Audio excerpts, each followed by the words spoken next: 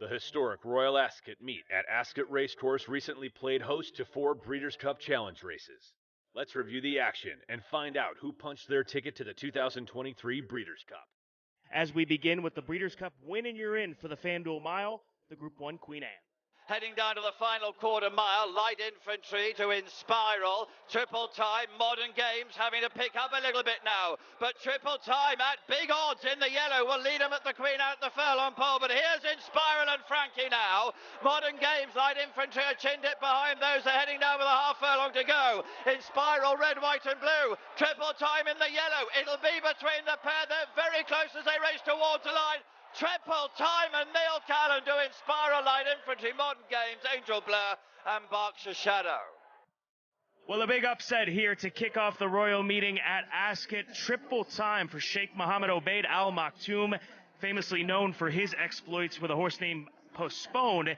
This time springing an upset with the colt by Frankel. Triple time. Nick, you were just telling me that this horse had some talent and you weren't quite sure how good he was. Now we know. I had no idea how good he was, and perhaps he was the only horse in the race that you could say that about. Now you know he's every bit as talented as his pedigree suggests. His Dambream 3 has now produced 7 stakes winners, 8 winners from 8 runners, and he is by Frankel, as you said. As he punches his ticket to the Breeders' Cup FanDuel Mile, and here it is, automatic entry into the FanDuel Mile on the 4th of November at Santa Anita. And you don't need to go back too far to find Kevin Ryan with a Breeders' Cup success either. Glass Slippers in the Breeders' Cup Turf Sprints, a big odds a couple of years ago under Tom Eaves at Keeneland. And very creditable performance from the same owners, Emiratiana, for Kevin last year. So it's not impossible that they'd fancy a bash at this. Oh, yeah, he's quite a big, imposing horse, and he's clearly not been the easiest horse to keep right. So whether they'd want to do that, I don't know. But it certainly wouldn't rule it out from a connections point of view. Breeders' Cup winning you're in for the King Stan Stakes, automatic entry into the Breeders' Cup Turf Sprint on November 4th. $30,000 in entry fees paid by the Breeders' Cup. $10,000 award to the nominator and $40,000 in travel allowance for international runnings. Now, when it comes to the Breeders' Cup Turf Sprints this year, Lucky, I don't know if you're aware, but it's not going to be down the hill at Santa Anita. They're changing things this year. 2 furlongs to go, Highfield Princess and Bradsell, Coolangatta, and with those as well on the far side is Twilight Gleaming. Cannonball leads the near side with Vadream and Dramatized. There's now Bradsell. Holly Dawn has gone on. In second position is Highfield Princess, who's gaining though. Bradsell has the lead. Highfield Princess, the red and yellows, a half length behind in second place, but Bradsell and Holly Dawn have won the King Stand. The Coventry winner from last year has trained on at the age of 3. Bradsell pulling off this victory and doing so by holding off the favorite Highfield Princess. That's a huge trading performance from Archie Watson, because this is a horse that was injured in Ireland last year behind Little Big Bear, nursed this horse back to full health, supplemented him by dropping him back down in distance for this race rather than racing him at 1,200 metres at 6 furlongs, and it has paid off in spades. Another high-profile win for Holly Doyle, the most successful female jockey, not just in England at the moment, but perhaps anywhere on the planet. Prince of Wales' stakes as we load them up. And Stuart Machen's going to have the call for this Group 1 Prince of Wales' Stakes presented by Lane's End Farm.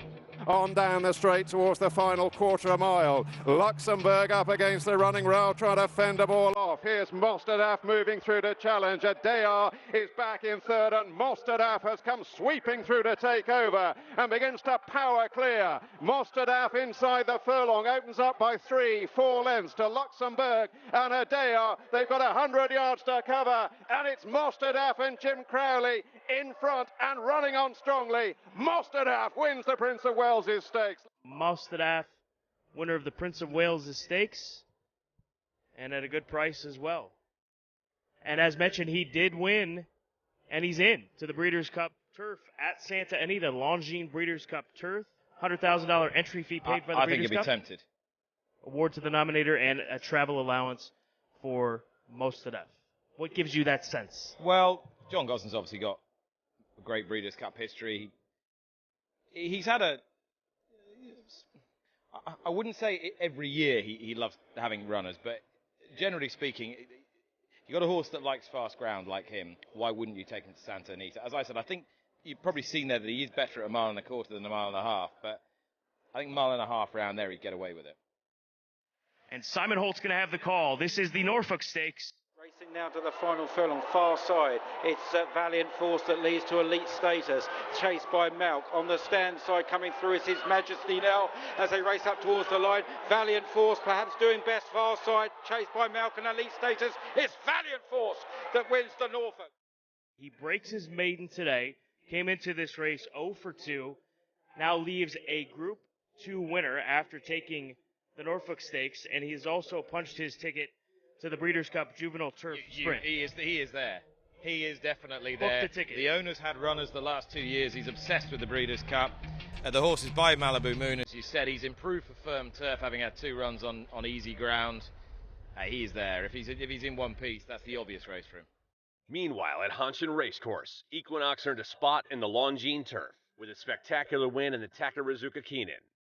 To the final turn now, Unicorn Lion. He's got a lot of company here with Breakup, Ask Victor Moore, Geraldina, Geoglyph, and widest of all runners is Equinox with the big white face looming large now, possibly taking the better ground all the time here. Geoglyph, Geraldina, I think the ones on the rail have been defeated, and here comes Equinox, the world's highest rated racehorse, and he's going to be that today as well. Equinox up towards the line. Equinox wins it from through 7 seas, and then came Justin Palace. The 2023 Breeders' Cup will be held on November 3rd and 4th at Santa Anita Park in Arcadia, California. For tickets, go to breederscup.com.